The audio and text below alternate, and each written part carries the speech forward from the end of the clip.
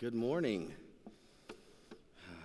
Welcome to those who are joining us live from Knox Hall and those who are joining us online. We're glad you are with us, and everybody who's in here, we're glad that you're here. I'm John Haden. I am the beautiful man that was on the screen earlier. I'm honored to be here to join in with this series once again, where we've been looking at the life of Joseph, not Jesus' dad, but the one who had the coat. And I think it's been a great time. It's been an emotional journey, and hopefully it's been a journey of growth and a journey of development for each one of us. So as we get started this morning, I want you to think of a time when you felt like you didn't belong, a time when you felt like you were an outsider. And I almost asked you to think of, if you could think of a time, but you can. Everybody can. That's a normal part of life. So think of one. Think of a time where you felt like an outsider, where you felt like you didn't belong. So one jumps to my mind when I was 8 years old and my family went to Paris. No, I'm just playing. So, that was an inside joke, sorry. When I was 8 years old in third grade, my family moved from Augusta, Georgia to Purvis, Mississippi. And we moved there at the end of the school year. There were 3 weeks left. And so if you're wondering, it is a horrible time of year to move to a new school. So you move into this school at the end of the school year where everybody knows each other, everybody's been with each other for an entire year, and you come in as the new guy. And it doesn't matter how outgoing you are or how friendly you are the new guy, you are the outsider, you are this guy that nobody really knows. And I remember that first day going into the cafeteria and seeing everybody sitting at the lunchroom table and just thinking to myself, I don't belong here. And so I want you to think of a time when you felt that way, when you felt like you didn't belong, like you were an outsider. Each one of us has one of those times. Each one of us has one of those moments or multiple moments because it's just life. There are going to be moments where you step into a situation or you are around people where you don't belong. You are the outsider. Some of you maybe are thinking, yep, that's me right now, this morning. But I can guarantee that almost everybody in this room thought of something, or at least a couple things, because that's a normal part of life, and it seems so big, and it seems so daunting, and it seems in the moment like we don't know how to handle it, because inside of each one of us is the need to belong. Inside of each one of us is this need, this desire to belong, and it makes it so big, and it makes it so strong, and it makes it so hard when we don't. So this morning, I want to talk about that idea of belonging. I want to talk about this idea of finding a place where we belong. Finding that place where we truly belong. And I can't think of a better story to address this subject than the life of Joseph. When you think about it, Joseph spent the vast majority of his life as an outsider.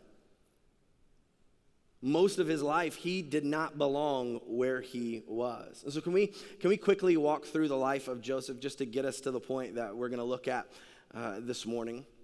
Yes, thank you. All right. So Joseph, he's born into this family, and he is quickly known as the favored son. He's the favorite one.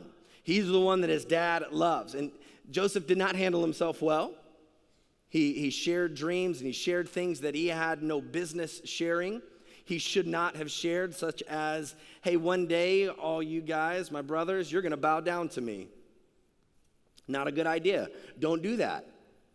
But regardless of his wisdom or lack thereof or his tact, Joseph was in a position that he had no place being because of his dad.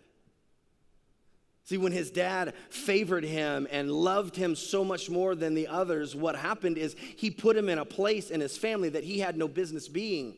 And because his dad loved him so much, his brothers hated him so much. And so he spent the early years of his life not belonging with his own family.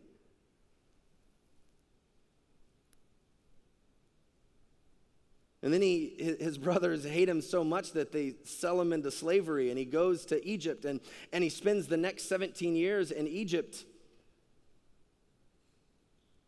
away from everybody that he knew. And that's 17 years of missed family traditions. 22 years. 22 years of missed traditions, 22 years of wondering how everybody was doing back home, 22 years of feeling like I don't belong with these people. These are not my people.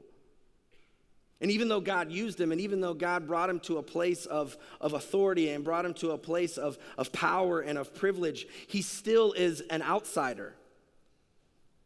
He didn't look like them. He didn't think like them. He didn't believe the things that they believed.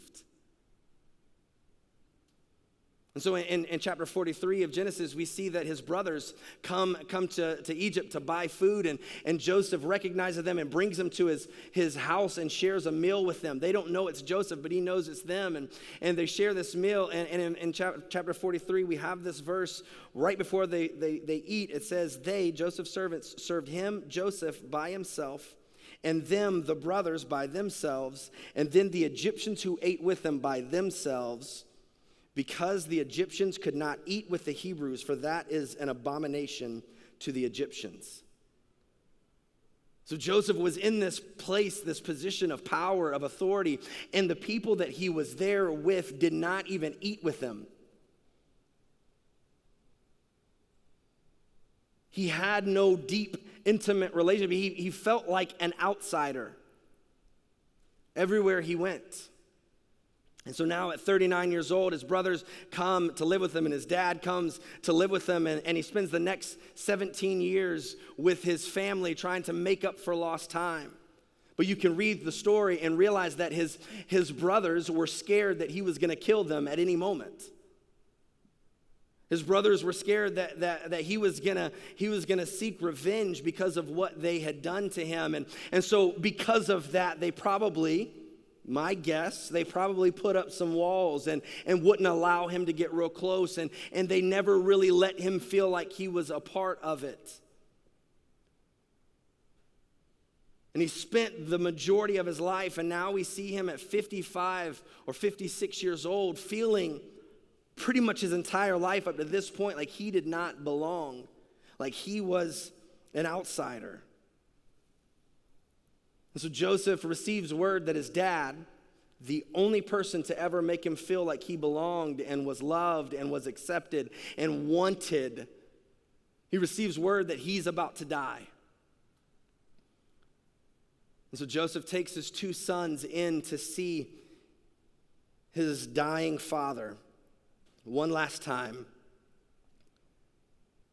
And there Joseph and his sons meet not only Jacob, the father, but they meet Grace. Joseph has an encounter with Grace in this moment, and that's where we find ourselves this morning. And so I want to read a few verses from this passage, and I want to point out two things about Grace and then how we are to react to Grace.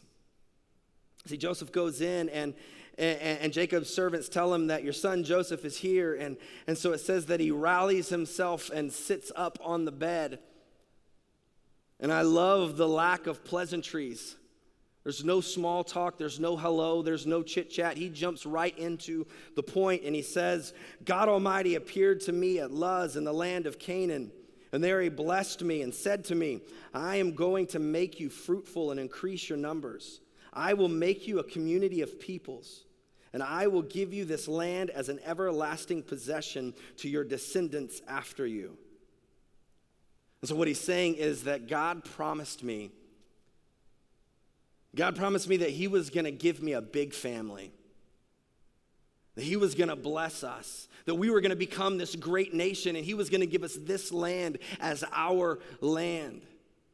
And it seems like this random thought from a person who's on their deathbed thinking of what could have or should have been. But really, then he brings this backstory into this moment. And he says, now then, says this to Joseph, now then, your 2 sons born to you in Egypt, before I came here to you, will be reckoned as mine. Ephraim and Manasseh will be mine, just as Reuben and Simeon are mine.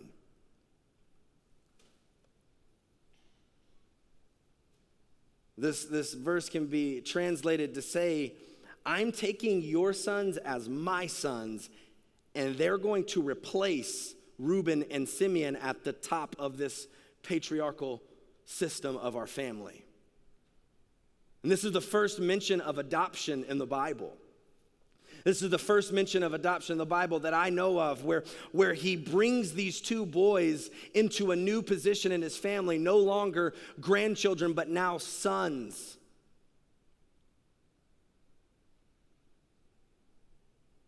So the first thing that we need to see about grace is that grace welcomes. Grace brings us in. Grace welcomes us into the family. See, Jacob sees the sons of Joseph and asks, who are these? Commentators believe that he wasn't asking this because he couldn't see and couldn't tell, but because he was beginning this legal ceremony of adoption. It's like the moment in a wedding when the pastor says, who gives the bride away? And everybody stands and declares that they are willfully entering into this legal ceremony. And so his son says, well, yes, these are the 2 boys that you're talking about. And so what Jacob is saying here is that these boys are not just figuratively going to be mine, but they are legally going to be mine. This is not just symbolic. This is real. They are my sons now. They are my sons now. I am bringing them into my family. Then he goes on to bless the boys, and Joseph brings his sons in the right order to the right position where they should go. He brings the oldest Manasseh to the right hand of Jacob, and the younger Ephraim to the left hand of Jacob, and he brings them in knowing that the right hand is the hand of blessing. That is the hand of power. That is the hand of authority. That is the hand where the one gets the double portion. See, everything would be divided up between the sons, but the older, the one who got the right hand of blessing, got the double portion. He got twice as much. The left hand, they got a blessing, but the right hand got so much more. And so Joseph brings his sons into the right position, in the right place, and asks his father to bless them. And as he's about to bless them, I love this, Jacob switches, and he blesses the younger one, Ephraim, with his right hand, and the older one, Manasseh, with his left hand, and he crosses hands and he blesses them out of turn and out of order. And Joseph, the father, doesn't like this. And so he runs to his dad and says, no, Dad, no, not this one. Bless this one. This is the one. I have them in the right order. And Jacob says, I know. This one's going to be great. He's going to be great, but this is the one. This is the one who I want to bless. This moment was so much bigger than Jacob merely stating which one of his grandsons he liked better. What he was speaking was something much deeper than that to Joseph. He was telling Joseph, I don't care what you think about deserving.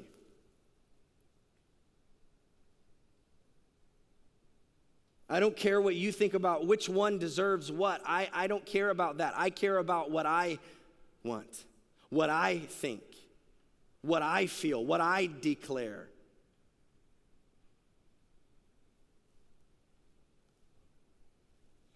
And so when you go through something that Joseph did, you live your life feeling like you have no value and that you don't belong anywhere and you never will belong anywhere. And ultimately, it's your fault.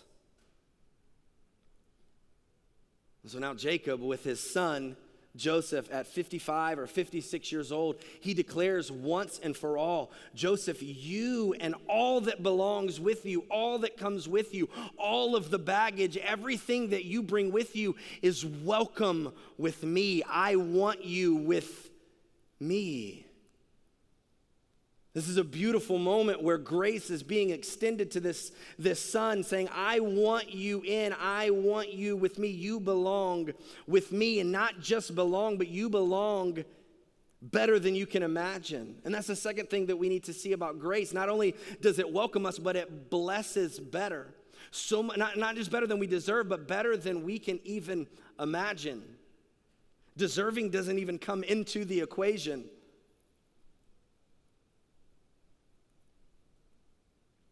And so you look at this, and Joseph is at this moment where his two sons are now taking his place in the lineage. They're taking his place as sons, and they're moving to the top. And so we can immediately see that he has the double portion, right? I mean, we can see that because now he is getting two of them. But if you look at this, Ephraim was given the double portion himself, and then Manasseh was given a regular portion. And then the next chapter, we see that Joseph is given a portion as well. He's blessed as well. And if you're doing the math, that's 4. This one man and his family is given 4. What this is saying is the amount doesn't even matter. It's not about how much I'm giving you. What this is this is a statement directly to the heart of Joseph. And this is a statement that I think we need to hear as well, that you belong here. You are welcome here. Not in this building, but in this family. That it doesn't matter what has happened, what you've done, or what's been done to you. It doesn't matter what you've been told or what you've believed. You belong here. You are welcome. You are wanted here.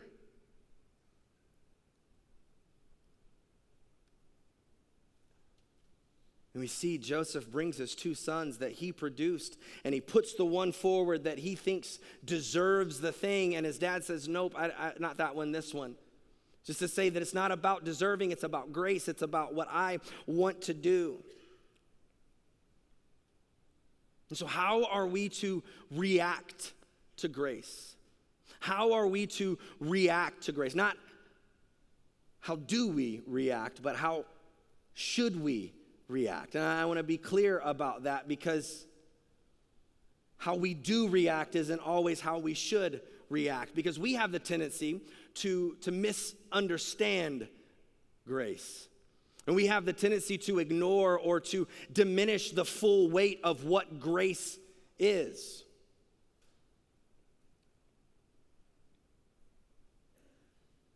And see, we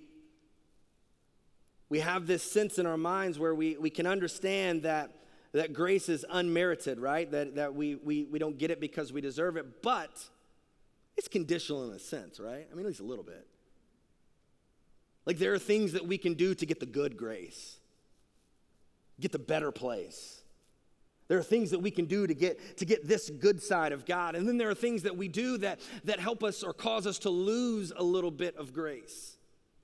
And it sounds silly to say it out loud and to hear that, but think about how we react to grace. The perfect example is the prodigal son. This boy runs off.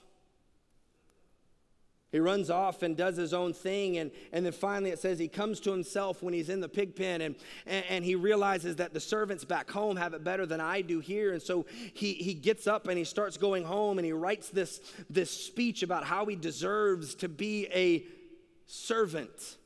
And he gets home, and his father sees him afar off, and it says that he runs to him and jumps on him and hugs him and kisses him, and how does the son react? He pushes out.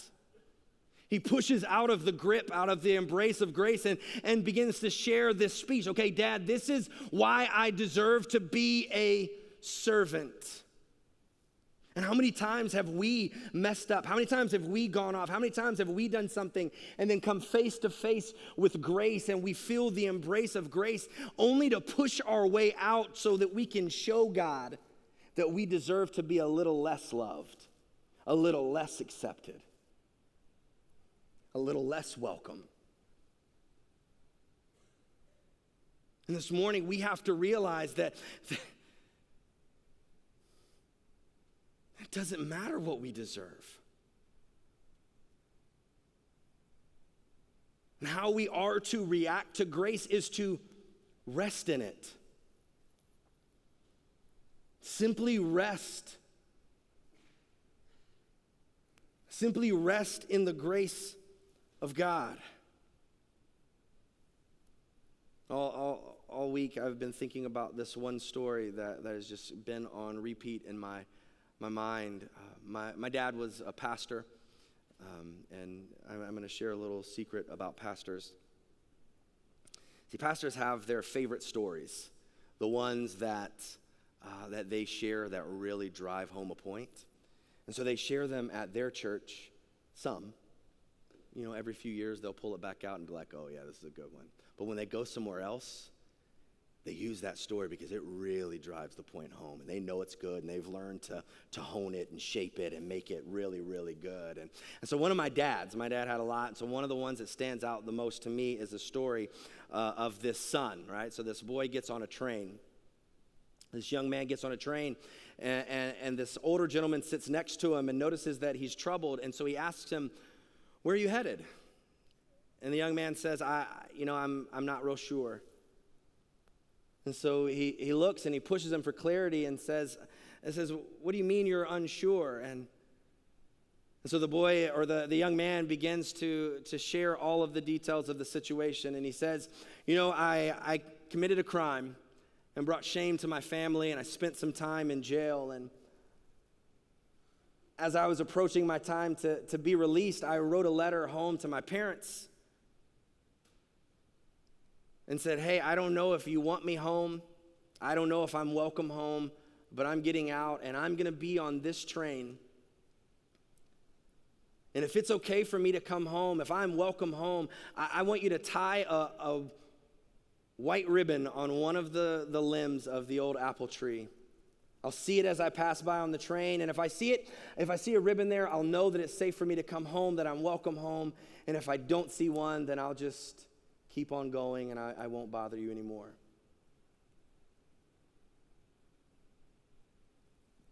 And he said, you see, I'm unsure because if they don't want me back, I don't know where I'll go. And so as they came around the curve, right before you could see the tree, the young man got nervous, and so he closed his eyes and asked the older gentleman, would you look and see if there's a ribbon on any one of the branches on this tree?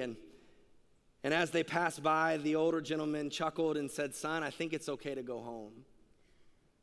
And he opened his eyes and looked out the window to see that there wasn't just a ribbon on one branch, but there was a ribbon on every single branch. And beside the tree was his mom and dad waving bed sheets. The reality that we have to understand is that is grace every single time. You are welcome. You belong. I want you here.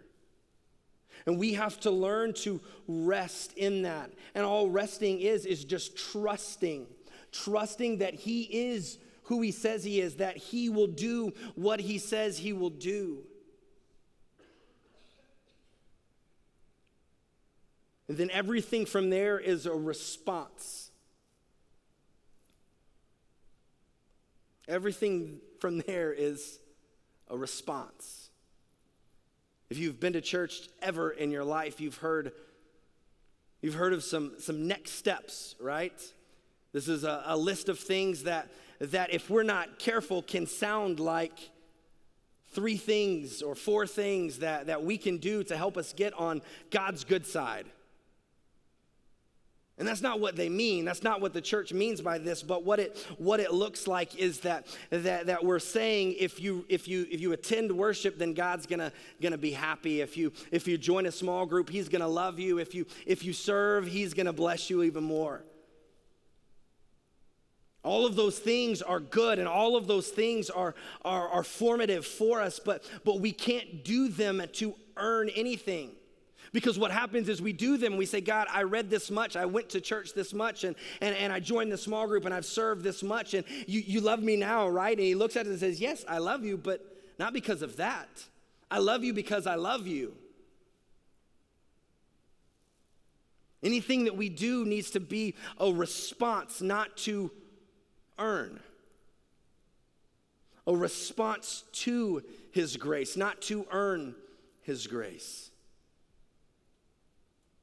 And see, because He loved us so much that we, in response to that great love.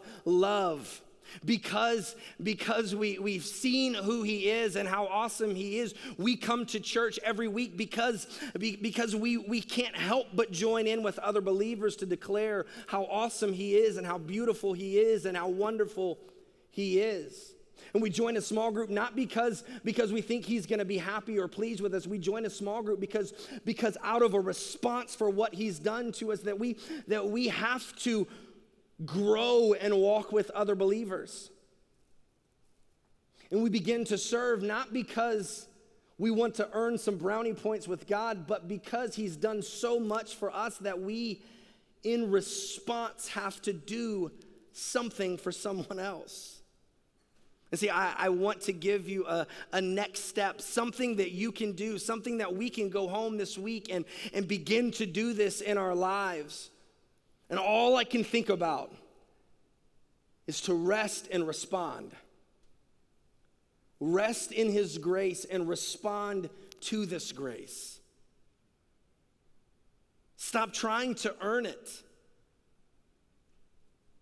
Just trust that it's there. Let's pray. Father, I thank You for who You are. God, I thank You for grace. I thank You for Your love. Help us this morning. In Your name we pray. Amen.